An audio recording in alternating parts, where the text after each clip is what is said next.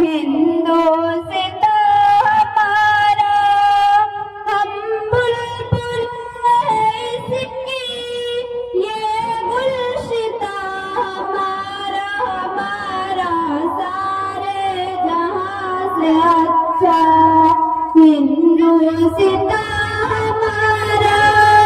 गुर्बत में अगर हम रहता है दिल वतन में, समझा वही हमें भी दिल है जहां हमारा, हमारा सारे जहां से अच्छा हिंदुस्तान हमारा, हमारा सारे जहां से अच्छा। पर्वत व सबसे ऊंचा हमसा आसमां का, पर्वत व सबसे ऊंचा हमसा आसमां का, वो संतरी हमारा, वो आसमां हमारा, हमारा सारे जहां से अच्छा हिंदुस्तान हमारा, हमारा सारे जहां से अच्छा।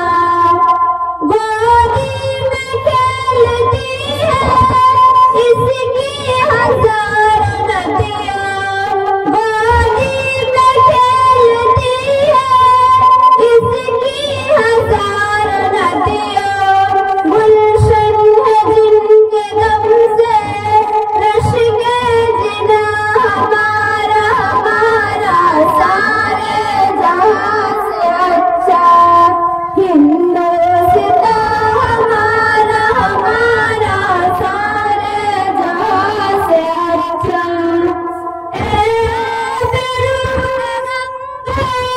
वो दिन है याद तुझको,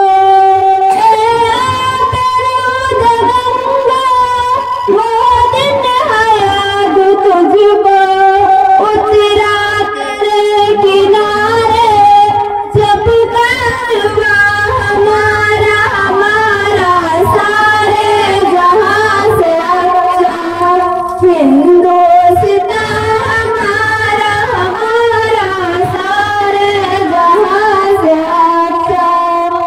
मज़हब नहीं सिखाता आपस में बैर रखना, मज़हब नहीं सिखाता आपस में बैर रखना।